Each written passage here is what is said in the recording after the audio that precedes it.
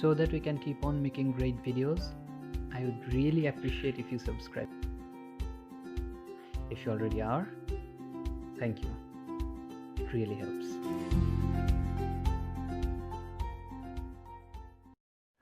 Welcome to Classroom video series, the very first episode of Classroom video series. This episode is going to be about question and answer session. My first intention was to do it on a specific topic, but this is actually an urgent request. Most of our videos will be in English, except question and answer segment. The question and answer segment will be based on the person who asked the question. In this case, I have got some questions from a class I taught last year, and most of them speak Bangla, so this episode is going to be in Bangla. প্রথমেই আমি sorry বলে নিই, video quality এবং audio quality খুবই poor আমাদের। এই মুহূর্তে আমি ভিডিও করতেছি আমার ফোনে, আর মাইক্রোফোন হচ্ছে আমার হেডফোন, সো হোপফুলি ভবিষ্যতে ইমপ্রুভ হবে, বাট ফর নাও এগুলোই আছে আমাদের কাছে। আর কোয়েশ্চেন যেগুলো আসছে আমার কাছে 10টার মতো প্রশ্ন আছে। এর মধ্যে 2টা কোয়েশ্চেন আছে যেগুলোর অ্যান্সার এই মুহূর্তে আমার জানা নাই, আর আমি সেভাবে খুঁজেও পাইনি। সেই 2টা বলে রাখি আগে। প্রথমটা হচ্ছে যে maintaining dimensional change during relining. So relining rebasing এর সময় ডাইমেনশনাল চেঞ্জ মেইনটেইন করার বিষয়ে প্রশ্নটা করা হচ্ছে। বাট রিলাইনিং রিবেজিং এর সময় ডাইমেনশন মেইনটেইন করার বিষয়ে কোশ্চেনটা ক্লাসেও করছিল তোমরা, বাট আমি সেরকম কিছু পাই নাই। ডাইমেনশনের সাথে রিলাইনিং এবং রিবেজিং এর একটাই সম্পর্ক ছিল, সেটা হচ্ছে যে কখন রিলাইনিং করা হয়, কখন রিবেজিং করা হয়। যদি ডেঞ্চার লুজ থাকে তাহলে আমরা রিলাইনিং করব, আর যদি ডেঞ্চার লুজ থাকে প্লাস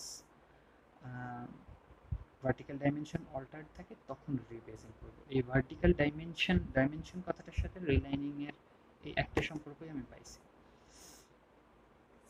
সো মেইনটেইনিং দিয়ে যদি আসলে প্রশ্ন করে স্যার ভাইবাতে যে হাউ টু মেইনটেইন, দেন আসলে সত্যিকার থেকে অ্যান্সার আমার জানা নেই, বা তোমরা ভার্টিক্যাল ডাইমেনশনের রিলেশনটার কথা বলতে পারো। আর সেকেন্ড যে কোয়েশ্চেন সেটা হচ্ছে aphysiologic complete denture, aphysiologic complete denture and impression needed for it. এইটা আমি ডিটেলস বলতে পারছি না, আর এই মুহূর্তে আমার কাছে আসলে বইও নেই, সো মেমোরি থেকে বলা কঠিন, আর নেট ঘেটেও আমি খুব বিশেষ একটা কিছু পাইনি এই বিষয়ে। যদি দীপক স্যারের বইয়ে কিছু থাকে তোমরা সেইটুকুই পড়ে নিতে পারো। এই 2টা কোয়েশ্চেনের বিষয়ে আমি আসলে বিশেষ হেল্প করতে পারতেছি না। আর 2টা কোয়েশ্চেন আছে যেগুলো আসলে এঁকে দেখাইতে হবে ফিগারে, সো তখন আমি হয়তো বা ক্যামেরার ওরিয়েন্টেশন চেঞ্জ করে বাকিগুলো ওই 2টা প্রশ্ন নিয়ে ডিসকাস করবো। সেটা হচ্ছে যে ডাবটেইল ইন ডেঞ্চার রিপেয়ার, ডেঞ্চার রিপেয়ারের সময় ডাবটেইল জিনিসটা কি, আর সেকেন্ড হচ্ছে লিঙ্গুয়াল বার কেন ম্যাক্সিলাতে ইউজ করা যায় না। এই 2টা জিনিস ছবি না আঁকলে বুঝবান, সো তখন আমি ক্যামেরা ওরিয়েন্টেশন চেঞ্জ করে ছবি এঁকে দেখাবো। আর বাকি কোয়েশ্চেনগুলো নিয়ে আমরা একটু ডিসকাস করি। আচ্ছা, তার আগে আরও একটা কথা বলে রাখি, সেটা হচ্ছে যে আমার কাছে কোনো এডিটিং সফটওয়্যারও নাই সেরকম, সো যদি কোনো স্লিপ অফ টাং হয় সেক্ষেত্রে সেটা এডিট করারও সুযোগ থাকবে না। সেটা হয়তো আমি ডিসক্রিপশানে বা যদি ফ্ল্যাশ কার্ড দিয়ে দেখা দেয় সম্ভব হয় দিব, যদি কোনো স্লিপ অফ টাং হয়। আমি আগেই সরি বলতেছি সেটার জন্য। আচ্ছা, প্রথম কোয়েশ্চেন আমরা যেটা ডিসকাস করবো সেটা হচ্ছে mucosal damage in RPD. Removable partial ডেঞ্চারে মিউকোসাল ড্যামেজ কি? সো একটা রিমুভেবল পার্শিয়াল ডেঞ্চার কিভাবে মিউকোসা ড্যামেজ করতে পারে, একটা খুব বেশি আসলে বলার কিছু নাই এই প্রশ্নে। একটা removable partial denture most commonly যেভাবে মিউকোসা ড্যামেজ করতে পারে সেটা হচ্ছে যে রাইট আফটার ইনসার্শন দেওয়ার পরপরই 1 দিন 2 দিনের মধ্যেই পেশেন্ট রিটার্ন করবে ট্রমাটিক আলসার, ট্রমাটিক আলসারের কমপ্লেন নিয়ে। মানে হচ্ছে যে ডেঞ্চারের কোনো একটা বর্ডারের কোনো একটা জায়গায় ওভার এক্সটেন্ডেড আছে, অথবা কোনো একটা রাফ সারফেস আছে যেখানে মিউকোসাসের সাথে ফ্রিকশন হচ্ছে। সো ট্রমাটিক আলসার হবে হচ্ছে ফার্স্ট অ্যান্সার। সেকেন্ড যেভাবে হতে পারে সেটা হচ্ছে এটা লেট হবে। ট্রমাটিক আলসারের কমপ্লেন পেশেন্ট সাথে সাথে নিয়ে আসবে কয়েকদিনের মধ্যেই। সেকেন্ড যেভাবে মিউকোসা ড্যামেজ হতে পারে সেটা হচ্ছে যে ডেঞ্চার স্টোমাটাইটিস। এটার একটা স্লাইড আমি ক্লাসে দেখাইছিলাম, যে ডেঞ্চারের বর্ডার বরাবর একটা আলসারের মতো হয়ে থাকে, আর বর্ডারের দুই পাশে সোয়েলিং এলিভেটেড হয়ে থাকে, আর মাঝখানে আলসারের মতো হয়ে থাকে। এটাকে বলে ডেঞ্চার স্টোমাটাইটিস। এটা হবে একটা লেট কমপ্লেন। এটা পেশেন্ট অনেক 1 বছর 2 বছর ব্যবহার করার পরে অথবা 6 মাস ব্যবহার করার পরে ডেঞ্চার স্টোমাটাইটিসের কমপ্লেন নিয়ে আসবে। থার্ড আরেকটা ভাবে মিউকোসা ড্যামেজ হতে পারে সেটা হচ্ছে যে তোমরা জানো যে যখনই কোনো একটা লং টার্ম ডেঞ্চার ইউজ করছে এরকম কোনো পেশেন্টের ডেঞ্চার খুললে দেখবা যে ডেঞ্চার বেস যে এরিয়াতে থাকে ডেঞ্চারের, সেই এরিয়াটা সারাউন্ডিং এরিয়ার থেকে একটু ডিপ্রেসড থাকে। এর কারণ হচ্ছে যে আসলে আমরা যেটা বলি বইতে, তোমরা যেটা পড়ছো যে stress bearing area, non stress bearing area, relief area. তো বলা হচ্ছে যে স্ট্রেস বিয়ারিং এরিয়া যেটা অক্লুশাল স্ট্রেস নিতে পারে। যদিও এটা বলা হচ্ছে যে স্ট্রেস বিয়ারিং এরিয়া অক্লুশাল স্ট্রেস নিতে পারে, কিন্তু এই অক্লুশাল স্ট্রেসটা আসলে সে মিউকোসার উপর দিয়ে নেয়ার জন্য আইডিয়াল না। মিউকোসা কখনোই অক্লুশাল লোড নেয়ার জন্য আইডিয়াল না। Stress bearing area mainly stress নিতে পারে যখন টুথ সকেটের মধ্যে থাকে। যখন টুথ সকেটের মধ্যে থাকে, দাঁতের উপরে যখন প্রেশার পড়ে সেই প্রেশারটা রুট দিয়ে বোনের ভিতরে ট্রান্সফার হয়। বাট আরপিডির ক্ষেত্রে যেটা হয় যে অক্লুশাল ফোর্সটা মাঝখানে কোনো দাঁত নাই, সরাসরি টিস্যুর মধ্যে পড়তেছে। সো যেটা হয় যে ওই জায়গায় টিস্যুটা একটা কম্প্রেসড অবস্থায় থাকে, ভাস্কুলারিটি কমে যায়, অ্যাট্রফিড অবস্থায় থাকে। আরও একটা যেটা হয় কেরাটিনাইজেশন, যেমন হার্ড প্যালেট যদি কেরাটিনাইজ এরিয়া থাকে, ডেঞ্চার দিয়ে যে এরিয়াটা ঢেকে যায় সেটার কেরাটিনাইজেশন লস হয়, নন কেরাটিনাইজড হয়ে যায় ওই এরিয়াটা। আচ্ছা, আরও একটা ভাবে মিউকোসা ড্যামেজ হতে পারে, এটা ইনডিরেক্টলি। সেটা হচ্ছে যদি যদি ফাঙ্গাল ইনফেকশন হয়,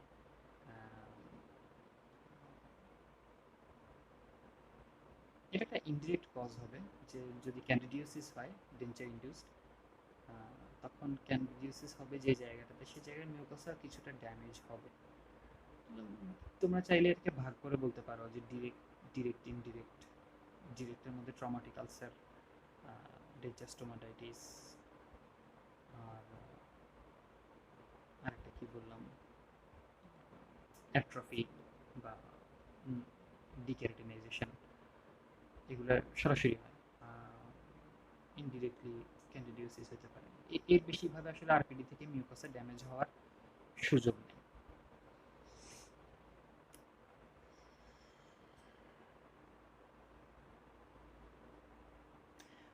A maxillary denture getting loose during swallowing.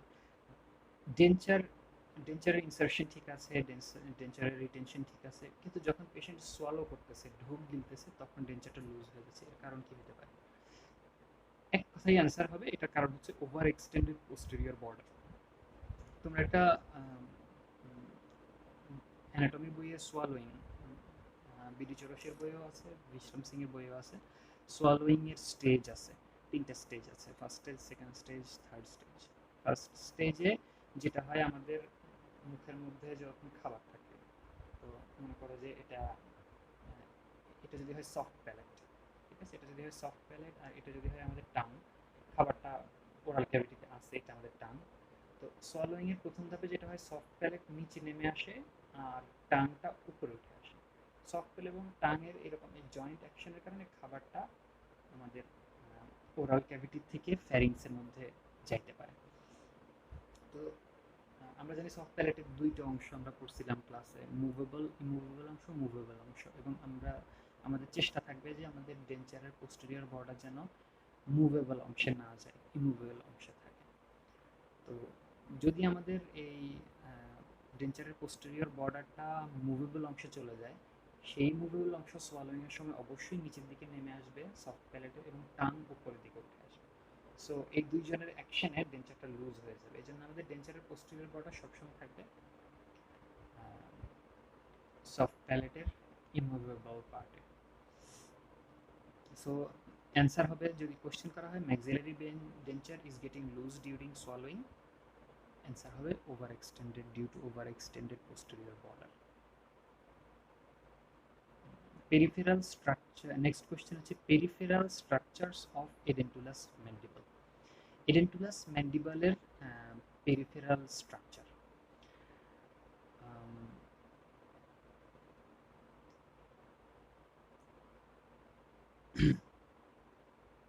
Anatomical landmark যে টপিকটা আছে, অ্যানাটমিক্যাল ল্যান্ডমার্ক টপিকে ডেঞ্চারের যে লিমিটিং স্ট্রাকচারগুলো দেয়া আছে ওগুলাই হচ্ছে peripheral structure. That means labial frenum, labial vestibule, buccal frenum, buccal vestibule, retromolar pad, lingual vestibule, then lingual frenum. So এই লিমিটিং স্ট্রাকচারগুলো আসলে লিমিটিং এখানে বোঝানো হচ্ছে সম্ভবত limiting peripheral structures of edentulous mandible. But যদি কোশ্চেন করা হয় ভাইভাতে, প্রথমে এটাই তোমরা অ্যান্সার করবে।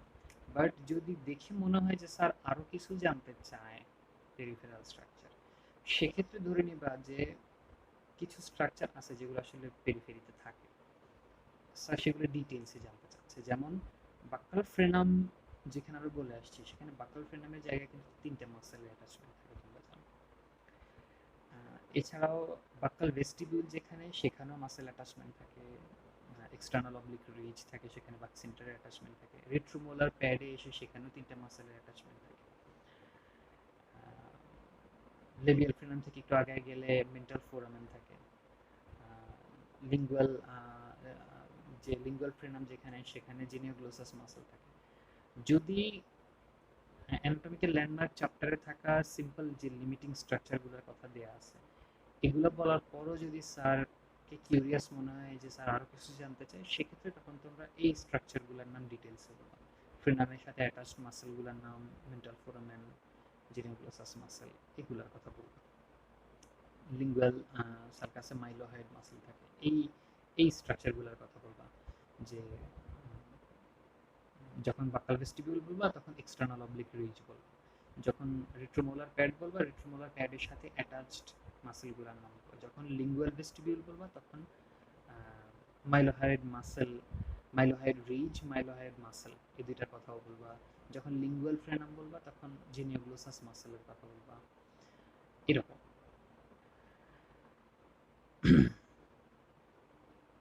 ফার্স্টে বইয়ে যেটুক দেওয়া আছে ওইটুক বলেই ট্রাই করবা, আশা করা যায় এইটুকুই স্যার কন্টেন্ট থাকবে।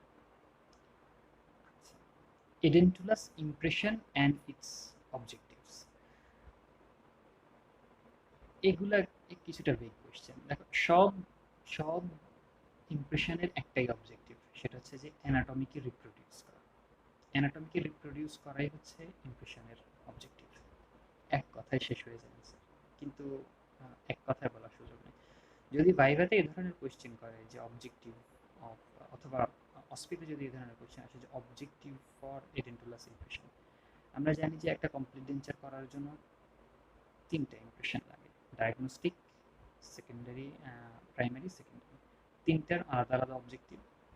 তোমরা এভাবে ভাগ করেই বলবা যে ডায়াগনস্টিক ইমপ্রেশনের অবজেক্টিভ হচ্ছে কোনো ব্রোমি প্রমিনেন্স থাকলে প্রিপ্রোস্থেটিক সার্জারি লাগবে কিনা সেটা চেক করা, সার্ভেইং করা,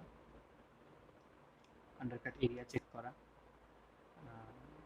প্রাইমারি ইমপ্রেশনের উদ্দেশ্য থাকবে স্পেশাল ট্রে বানানো, অবজেক্টিভ থাকবে স্পেশাল ট্রে বানানো। সেকেন্ডারি বা ওয়াশ ইমপ্রেশনের অবজেক্টিভ থাকবে এক, মাস্টার কাস্ট তৈরি করা, যেটা রেকর্ড কিপিংয়ের জন্য থাকবে, আর অথবা ওয়ার্কিং কাস্ট তৈরি করা, যেটার উপরে আমরা মেইন ডেঞ্চারটা বানাবো।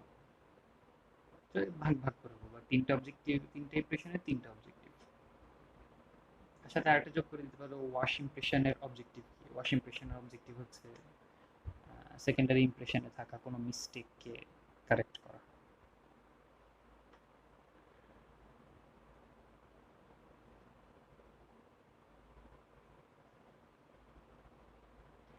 Important points two consider in FPD. Fixed partial denture করার সময় কি কি ইম্পর্টেন্ট পয়েন্ট কনসিডার করবো? অনেকগুলো পয়েন্টই কনসিডার করতে হবে, অনেকগুলো জিনিস কনসিডার করতে হবে। এর মধ্যে মোস্ট ইম্পর্টেন্ট কোনটা? প্রথম, অবশ্যই প্রথম পয়েন্ট তোমরা বলবা হচ্ছে ফিক্সড পার্শিয়াল ডেঞ্চারের ক্ষেত্রে আনটেস্ট ল ফলো করতে হবে। আনটেস্ট ল যখন তুমি বলবা, আশা করা যায় স্যার আনটেস্ট ল কি সেই ব্যাখ্যার দিকে চলে যাবে আস্তে আস্তে।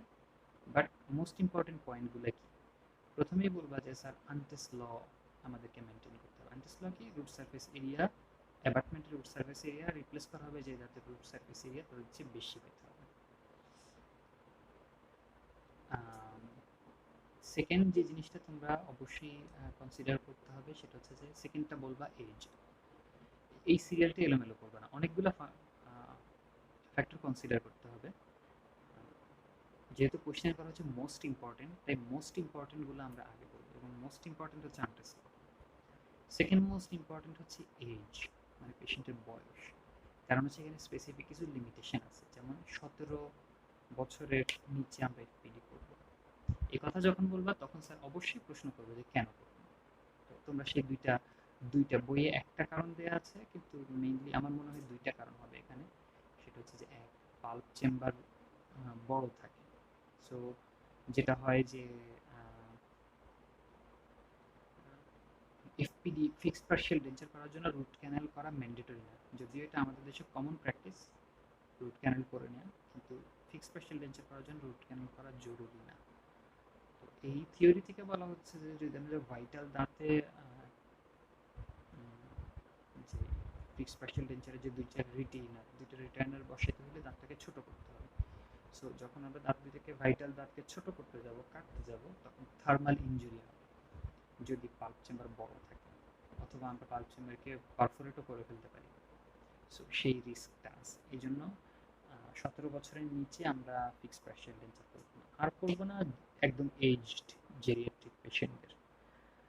17 বছরের নিচে না করার আরও একটা কারণ হচ্ছে যে আমাদের সেকেন্ড মোলার ইরাপশন হয় হচ্ছে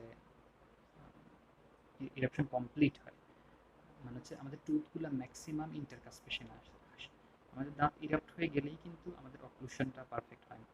ম্যাক্সিমাম ইন্টারকাসপেশন মানে উপরের এবং নিচের দাঁতের মধ্যে ম্যাক্সিমাম কন্ট্যাক্ট আসে 17 বছর বয়সে। এর আগে যদি আমরা এফপিডি করি দাঁতের আরও কিছুটা ইরাপ্ট হওয়ার সুযোগ থাকে। সো দেখা যাবে যে আমরা একটা মার্জিন নিব, কিন্তু যখন দাঁতটা আরও ইরাপ্ট হবে সেই মার্জিনটা উপরে উঠে আসবে। সো এটা অ্যাভয়েড করতে হলে যেটা করতে হবে যে দাঁতটা ম্যাক্সিমাম ইন্টারকাসপেশনে আসার পর ফিক্সড পার্শিয়াল ডেঞ্চার করতে হবে।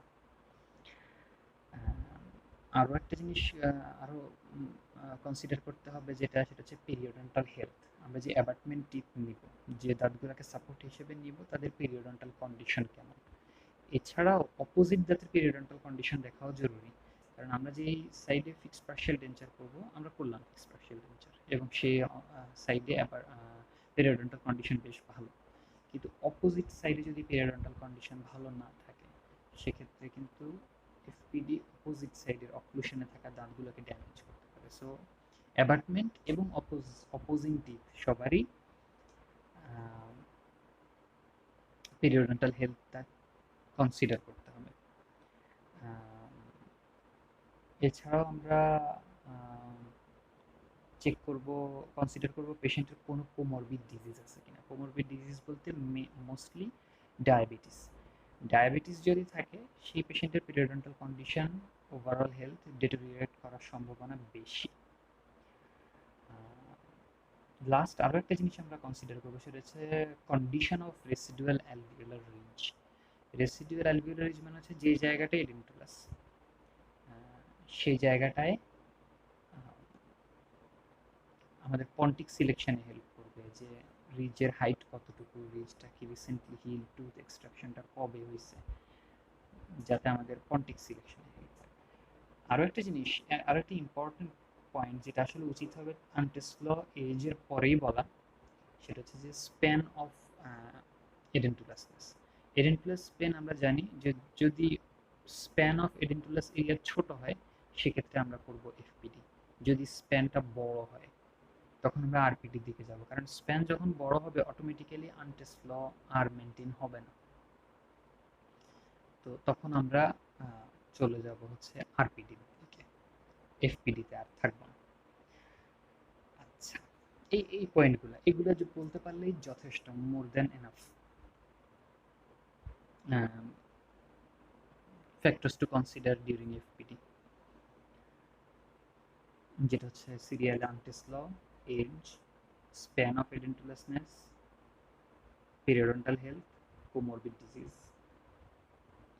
এই পাঁচটাই মোস্ট ইম্পর্টেন্ট। আরও অনেকগুলো পয়েন্ট আছে যেগুলো বইয়ে লেখা আছে, দেখে নিতে পারো তোমরা, বাট ভাইবার সময় যদি বলতে চাও এই পাঁচটা বলাই আইডিয়াল হবে। নেক্সট কোয়েশ্চেন হচ্ছে factors to consider in RPD design. এটা একটা জিনিস মাথায় রাখো যে আগের কোয়েশ্চেনটা ছিল factors to consider during FPD, মানে হচ্ছে FPD as a whole, FPD করার আগে কি কি জিনিস কনসিডার করবা। আরপিডি ডিজাইনের ক্ষেত্রে কোয়েশ্চেনটা করা হচ্ছে যে তুমি আরপিডি করার ডিসিশন নিয়ে ফেলছো, তার মানে হচ্ছে যে স্প্যান অফ এডেন্টুলাসনেস লম্বা, মানে যে আরপিডির জন্য যে ক্রাইটেরিয়া দরকার সেটাই ফুলফিল আছে, আমরা আরপিডি করবো, আমরা ডিসিশন নিয়েছি। এখন ডিজাইন করার সময় কি কি খেয়াল, তার মানে হচ্ছে যে এই এজ, পেরিওডন্টাল কন্ডিশন, এগুলো কিন্তু আমরা আরপিডি সময়ও কনসিডার করবো, পেশেন্টের age, comorbid disease, periodontal condition, but সেগুলো এখানে আসবে না। এখানে শুধু প্রশ্ন করা হয়েছে যে আরপিডি ডিজাইনের সময় কি কি জিনিস কনসিডার করবো। সো আরপিডি ডিসিশন আমরা নিয়ে ফেলছি যে আমরা এখানে আরপিডি করব। ডিজাইনের জন্য আমরা কি কি খেয়াল করব, মোস্ট ইম্পর্টেন্ট পয়েন্ট এখানেও যদি বলা হয় আরপিডি ডিজাইনে কি কি জিনিস কনসিডার করব, প্রথম কথা হবে এটা যে স্যার আমরা দেখব যে ডিস্টাল অ্যাবাটমেন্ট আছে কিনা। আমরা জানি যে ডিস্টাল অ্যাবাটমেন্ট যদি না থাকে সেই আরপিডিটা ডিফিকাল্ট, সে আরপিডিতে মুভমেন্ট বেশি হবে, টিল্টিক মুভমেন্ট হবে, ফালক্রাম লাইনের এগেনস্টে মুভমেন্ট হবে, সো ওইটা একটা কমপ্লিকেটেড কেস। যদি ডিস্টাল অ্যাবাটমেন্ট না থাকে সেই আরপিডি একটা ভেরি কমপ্লিকেটেড কেস। সো প্রথম পয়েন্ট হবে যে স্যার আমরা কনসিডার করবো যে কোনো ডিস্টাল অ্যাবাটমেন্ট আছে কিনা। তো স্যার এখান থেকে প্রশ্ন শুরু করে দিতে পারে যে ডিস্টাল অ্যাবাটমেন্ট না থাকলে কি হবে, তখন তোমরা ওই লাইনে বলবা যে স্যার একটা ফালক্রাম লাইন, লাস্ট অ্যাপার্টমেন্টটি যারা থাকবে এদের জয়নিং লাইন বরাবর একটা ফালক্রাম তৈরি হবে যদি ডিজিটাল অ্যাপার্টমেন্ট না থাকে। ওই ফালক্রাম লাইনের এগেনস্টে ডেঞ্চারটা টিল্ট হবে। সো টিল্টিং প্রিভেন্ট করার জন্য আমাদেরকে ডেঞ্চারটাকে স্টেবিলাইজ করতে হবে। স্টেবিলাইজ করার জন্য হচ্ছে আমাদের মাঝে মাঝে আরপিআই সিস্টেম বা ক্লাস দিয়ে ডেঞ্চারটাকে আটকাইতে হবে। সেকেন্ড আমরা জিনিস যেটা চেক করবো যে এডেন্টুলাস এরিয়ার নাম্বার এবং প্রেজেন্স। প্রত্যেক এডেন্টুলাস এরিয়া কতগুলো আছে, সেখানে কতগুলো দাঁত মিসিং আছে, এইটা আমরা কনসিডার করব মেজর কানেক্টর সিলেক্ট করার জন্য। যে কোন, আমরা জানি যে আরপিডি আমরা বিভিন্নভাবে বানাতে পারি। মেজর কানেক্টর আমরা সিলেক্ট করব আমাদের এডেন্টুলাস এরিয়ার নাম্বার এবং ওরিয়েন্টেশন অনুযায়ী। সো ডিজাইনের সময় এটা একটা মেজর ফ্যাক্টর। সেকেন্ড অ্যান্সারই হবে তোমার এটা যে প্রথমে আমরা চেক করবো ডিস্টাল অ্যাপার্টমেন্ট আছে কিনা, সেকেন্ড আমরা চেক করবো যে number and length of edentulous area, presence of undercut area, এটাও আমরা কনসিডার করব ডিজাইন করার সময়। প্রেজেন্স অফ আন্ডারকাট এরিয়া, যেই জায়গায় আন্ডারকাট থাকবে, আন্ডারকাট অথবা থাকবে, আমরা সেই এরিয়াটাকে, সেই অ্যাঙ্গেলটাকে নেব ইনসার্ট করার জন্য। যদি আন্ডারকাট দুই দিকে থাকে আমরা জানি আমরা সেটাকে রিটেনশনের জন্য ইউজ করতে পারি না, কিন্তু যদি একদিকে থাকে তো সেই আন্ডারকাটটাকে আমরা পাথ অফ ইনসার্শন হিসেবে বা রিটেনশনের জন্য ইউজ করতে পারি। সো আন্ডারকাট এরিয়া থাকবে একটা কনসিডারেশন। ফোর্থ আরেকটা জিনিস করবো যে টোরি বা কোনো বনি এক্সিস্টোসিস আছে কি। টোরি বা বনি এক্সিস্টোসিস থাকলে দুইটা ঘটনা ঘটবে, এক আমাদের প্রি প্রস্থেটিক সার্জারি লাগবে কিনা। যদি এমন টোরি বা এক্সিস্টোসিস থাকে যেটা আমাদের ডেঞ্চারে হিন্ডার করবে সেক্ষেত্রে আমরা সার্জিক্যালি রিমুভ করবো এটাকে। অথবা যদি মেজর কানেক্টর সিলেক্ট করার সময় যেমন ম্যাক্সিলাতে যদি থাকে, মিড প্যালেটাইন টোরি থাকে, তখন আমরা অ্যান্টেরিয়র পোস্টেরিয়র প্যারাটাল বার, মানে হচ্ছে টরিটাকে স্পেসে জায়গা করে দিবে। ওইভাবে একটা মেজর কানেক্টর চুজ করার ক্ষেত্রে একটা ফ্যাক্টর হবে এই টরি বা এক্সোস্টোসিস। আর ফালক্রাম লাইন এটা আসলে ডিস্টাল অ্যাবাটমেন্টের সাথেই রিলেটেড, যে ডিস্টাল অ্যাবাটমেন্ট থাকলে একটা ফালক্রাম লাইন তৈরি হবে, সেই লাইনের অ্যারাউন্ডে আমাদের ডেঞ্চারটা টিল্ট হবে।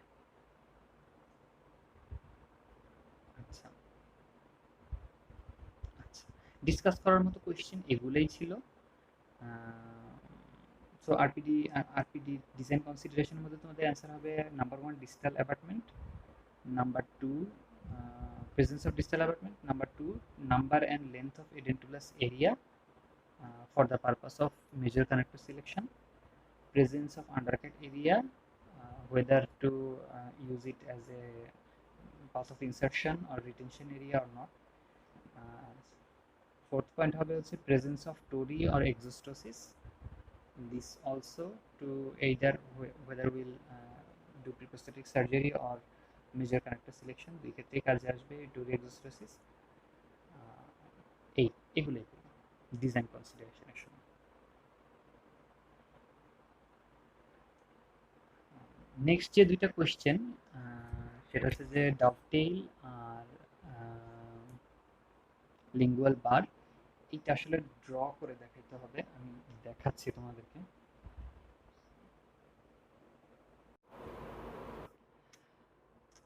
ওকে, সো ধরো যে এইটা আমাদের একটা ডেঞ্চার,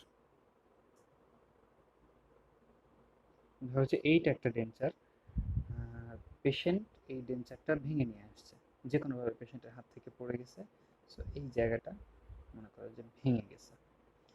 ভেঙে গেলে যেটা হবে, ডেঞ্চার পেশেন্ট যেটা হবে, পেশেন্ট দুইটা ফ্র্যাগমেন্ট হাতে করে নিয়ে আসবে, একটা টুকরা দুইটা টুকরা, বেশিরভাগ ক্ষেত্রে যেটা হবে দুইটা টুকরা হবে এবং দুইটা টুকরা পেশেন্ট হাতে করে নিয়ে আসবে। সো আমাদের করণীয় কি হবে? আমরা প্রথমে হচ্ছে, আমরা জানি প্রসেসটা, তোমরা জানো, তোমাদেরকে ক্লাসে বলছি আমি, প্রথমে আমরা পেশেন্টের মুখে একটা ইমপ্রেশন নিব। ইমপ্রেশন নিব কি জন্য? সেখান থেকে আমরা একটা মডেল তৈরি করব, সেই মডেলের উপরে যখন আমরা এই ভাঙা দুইটা টুকরাকে যখন আমরা বসাবো, এটা হচ্ছে আমাদের ফ্র্যাগমেন্ট 1, এটা হচ্ছে আমাদের ফ্র্যাকচার মার্জিন, এটা হচ্ছে ফ্র্যাগমেন্ট 2, এটা আমাদের ফ্র্যাকচার মার্জিন, এটা হচ্ছে ফ্র্যাকচার মার্জিন, এটা হচ্ছে 1 নাম্বার ফ্র্যাগমেন্ট, এটা হচ্ছে 2 নাম্বার ফ্র্যাগমেন্ট। তো আমরা যেটা করবো, পেশেন্টের মুখে যখন আমরা একটা ইমপ্রেশন নিব, তারপর সেখান থেকে একটা মডেল বানাবো, সেই মডেলের গায়ে এই দুইটা ফ্র্যাগমেন্টকে বসাইলে এরা সুন্দরভাবে এরকম অ্যাপ্রক্সিমেট হয়ে বসে যাবে, এরকম হয়ে বসে যাবে, সুন্দরভাবে বসে যাবে, দুইটা টুকরা গায়ে গায়ে মিলে যাবে, এবং তাদের মাঝখানে যে ফ্র্যাকচার লাইন, এটাও একদম গায়ে গায়ে মিলে যাবে, একদম গায়ে গায়ে মিলে যাবে, আমরা একটা সাদা দাগ দেখতে পাবো। এখন জোড়া দেওয়ার অনেকগুলো পদ্ধতি আছে, আমরা চাইলে সিম্পলি এখানে দুইটা ফ্র্যাগমেন্টের মাঝে, এই দুইটা ফ্র্যাগমেন্টের মাঝে আমরা চাইলে দিয়ে দিতে পারি, সেলফ কিউর অ্যাক্রিলিক রেজিন দিয়ে বসাই দিতে পারি, এতেই জোড়া লেগে যাবে দুইটা। বাট এই জয়েন্টটা অনেক উইক থাকবে, ঠিক আছে, অনেক উইক থাকবে, জাস্ট সিম্পল আরেকটা বাইট পড়লেই এটা আবার ভেঙে যাবে। সো এই জয়েন্টটাকে কিভাবে স্ট্রং বানানো যায়, ঠিক আছে, ডাভটেইল জিনিসটা আসবে এই জয়েন্টটাকে স্ট্রং করার জন্য। জয়েন্টটাকে আমরা কিভাবে স্ট্রং করব? আমরা জানি এটা ফার্স্ট ফ্র্যাগমেন্ট, এটা সেকেন্ড ফ্র্যাগমেন্ট। প্রথম কাজ আমরা যেটা করব সেটা হচ্ছে যে দুইজনকেই দুইটা ফ্র্যাকচার লাইন থেকে, এটা হচ্ছে ফ্র্যাগমেন্ট 1, ফ্র্যাগমেন্ট 1 এর fracture line, fragment 2, fragment 2 fracture line, দুইজনের ফ্র্যাকচার লাইন থেকেই কিছুটা অংশ কেটে নিয়ে নেব, ফাঁকা করে ফেলব, এই সাইড থেকেও এই সাইড থেকেও নিয়ে একদম ফাঁকা করে ফেলব।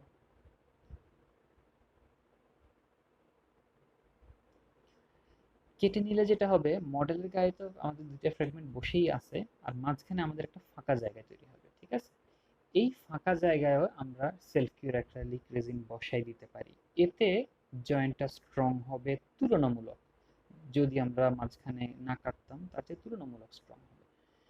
কিন্তু এটাকে আরো স্ট্রং করা সম্ভব, কিভাবে? সেটা হচ্ছে ডাভটেল দিয়ে। ডাভটেল কিভাবে দিব আমরা?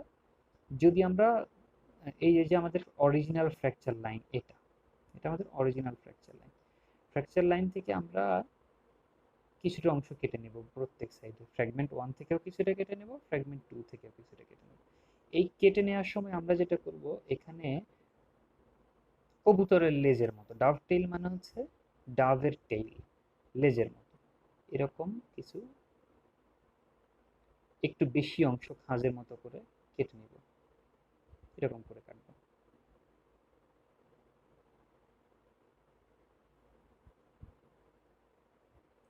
এই খাঁজগুলোকে আমরা বলতেছি ডাভ টেইল।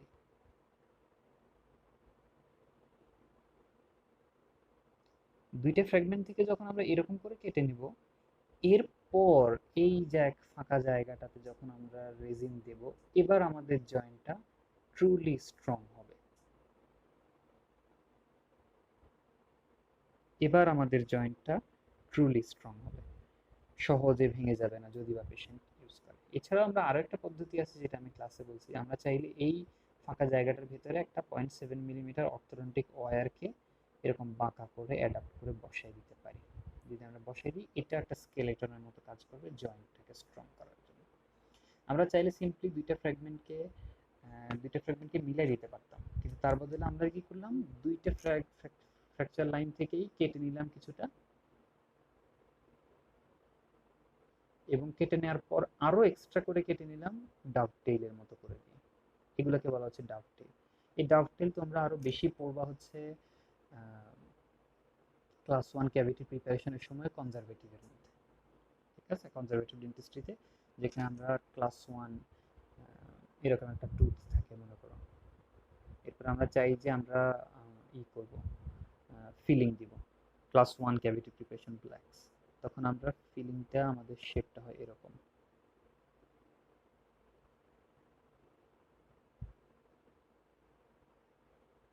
এটা হচ্ছে একটা ডাভটেইল, এটা হচ্ছে একটা ডাভটেইল, কবুতরের লেজের মতো।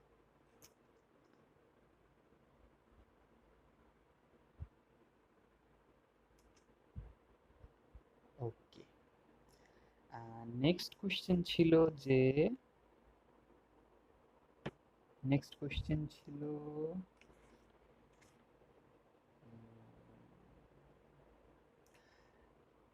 lingual bar in maxilla. Okay. Let me take another page.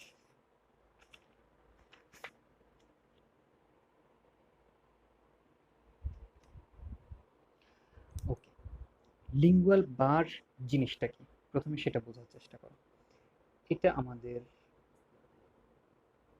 এটা হচ্ছে একটা ম্যান্ডিবুলার ইনসাইজার, এটা আমাদের ম্যান্ডিবল, এটা লিঙ্গুয়াল সালকাস, টাং। লিঙ্গুয়াল বার কেমন থাকে? লিঙ্গুয়াল বার হচ্ছে আমাদের যে জিঞ্জিভাল ক্রেস্ট থাকে তার থেকে 3-4 মিলিমিটার নিচে থাকে, 3 মিলিমিটার নিচে থাকবে কমপক্ষে, তার নিচে এরকম টিয়ার ড্রপ শেপ এরকম একটা বার, একদম সালকাসের ডেপথ পর্যন্ত এরকম একটা বার থাকবে।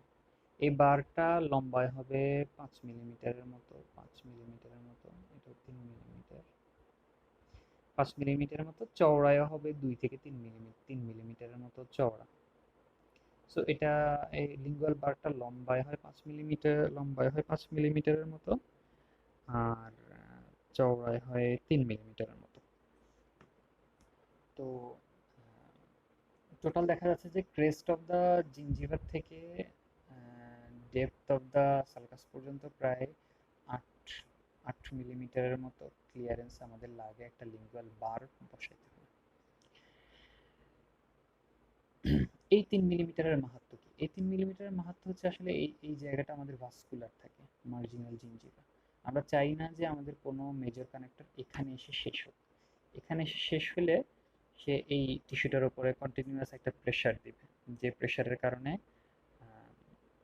এই জায়গায় টিস্যু নেক্রোসিস হতে পারে। সো লিঙ্গুয়াল প্লেটের একটা অল্টারনেটিভ হচ্ছে, লিঙ্গুয়াল বারের একটা অল্টারনেটিভ হচ্ছে লিঙ্গুয়াল প্লেট, মানে হচ্ছে হয় এটা মার্জিনাল জিঞ্জিভা থেকে 3 মিটার দূরে শেষ করতে হবে, যদি আমরা এখানে আসতে চাই তাহলে আমাদেরকে শুধু এখানে আসলে হবে না, সিঙ্গুলাম পর্যন্ত উঠে আসতে হবে।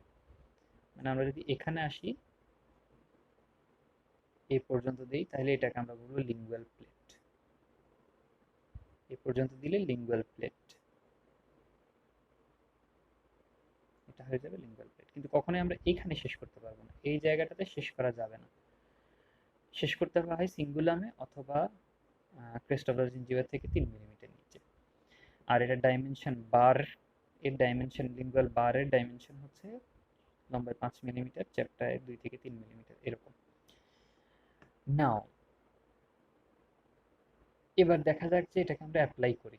ধরে নিই যে ম্যাক্সিলাতে লিঙ্গুয়াল বার দেয়া যায়, দিতে গেলে সেটাকে কেমন দেখা যাবে।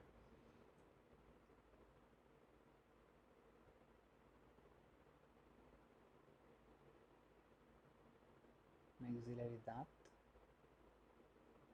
প্যালেট, রুগী।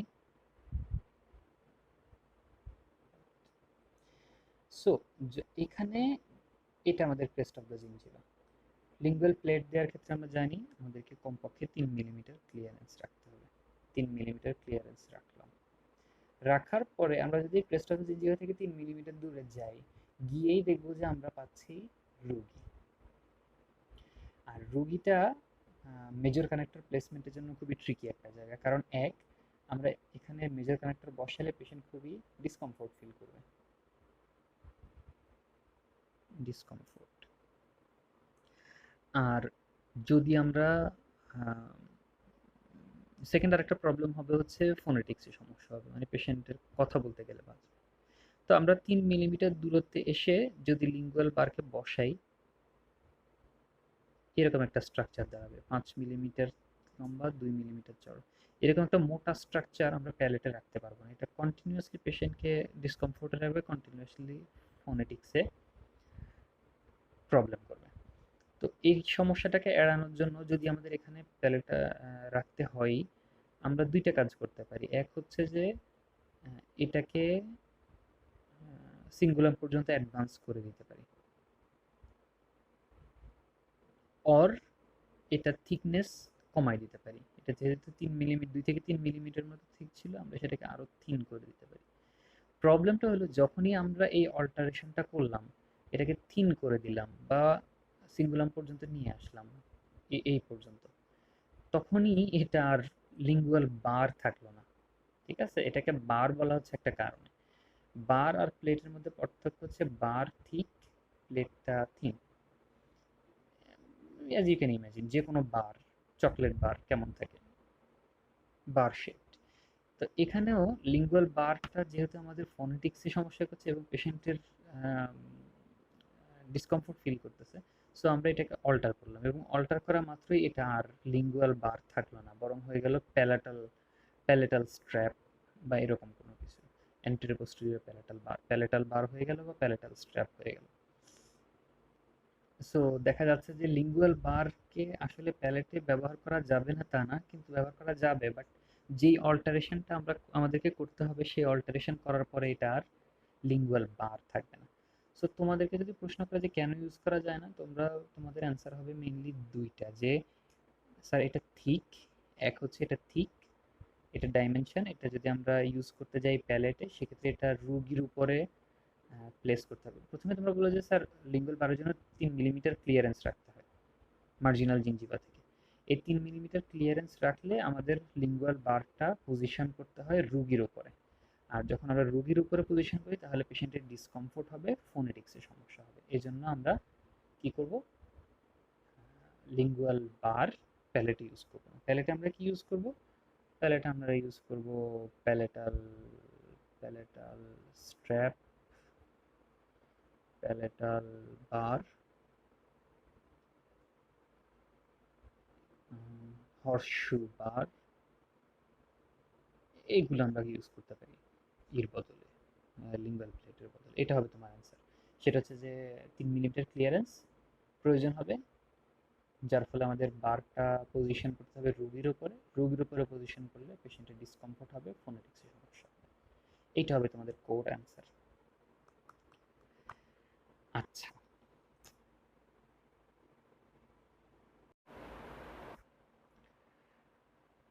আশা করি তোমাদের প্রশ্নের অ্যান্সারগুলো পাইছো।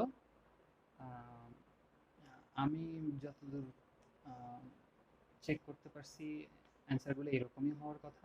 বাকি দুইটা কোয়েশ্চেনের অ্যান্সার যদি আমি পাই আমি নেক্সট কোনো ভিডিওতে আলোচনা করার চেষ্টা করব, অথবা তোমরা যদি কোথা থেকে অ্যান্সার কালেক্ট করতে পারো করে ফেলবা। আগে আমি ক্লাসে যা বলছি এখনও তাই বলতেছি, যদি আমার কোনো স্লিপ অফ টাং হয় বা আমার কোনো কথার সাথে বইয়ের কথার কন্ট্রাডিকশন থাকে তাহলে অবশ্যই অলওয়েজ বই বইকেই প্রেফার করবা তোমরা। আর সিনিয়রদের সাথে আলাপ করবা যে কার্ডের কোশ্চেনগুলা তাদেরকে করছিল কিনা, তাদের কোনো কোশ্চেনে স্যার কীরকম অ্যান্সার প্রেফার করছে এটা জানার চেষ্টা করবা। এই তো আর কি। Best of luck. যদি তোমাদের এরপরও কোনো কোশ্চেন থেকে থাকে সেগুলো আমাকে জানাবা, আমি নেক্সট ভিডিওতে সেগুলো নিয়ে ডিসকাস করার চেষ্টা করব। ঠিক আছে, আজকে এই পর্যন্তই। আল্লাহ হাফেজ।